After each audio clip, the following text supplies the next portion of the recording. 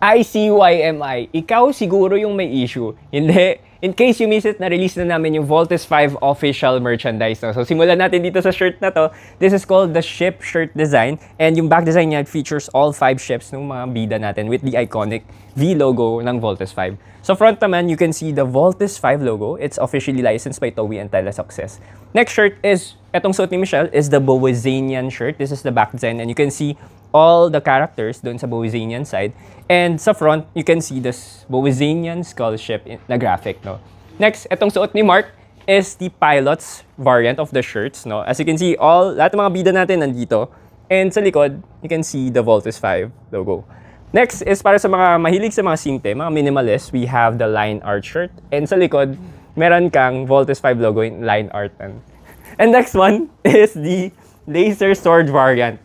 Yan, habang sinusuot niya, yan, this is the laser sword variant. As you can see, yung iconic stance, yung pose ni Voltes 5, and sa likod, makikita niyo yung Voltes 5 na. Ba't kayo hinihingal?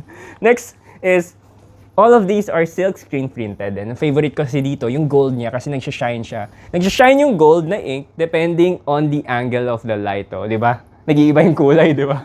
Marami tayong sizes kumpleto, from XS, which is the smallest, all the way to the 5XL para dun sa mga preferred yung malalaki yung shirts nila.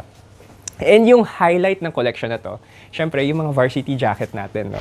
And as you can see, sa front, you have the Run It and the iconic V ng Voltes 5 in embroidered patch. Sa likod naman, embroidered patch as well. We have the heavy graphic, the big graphic, the Voltes 5, Bowazanian Skull, and the Camp Big Falcon. Syempre may Earth pa, di ba? And the different planets.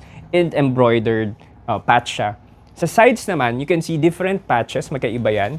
And as you can see, you have the Octo one, you have the ships ng mga bida, you have the helmet of the, yung mga bida nga rin natin, no? And what's different about this is yung sleeves, you can adjust it dun sa length na preferred mo. Ganon rin sa leeg, pwede mo rin siyang i-fold according to your preference. And syempre, meron siyang inner stitching na in fact yung fabric na it's very heavy. Kumbaga mas mabigat pa sa akin yon. So, all of these are now available online and in-store. Let's vote in!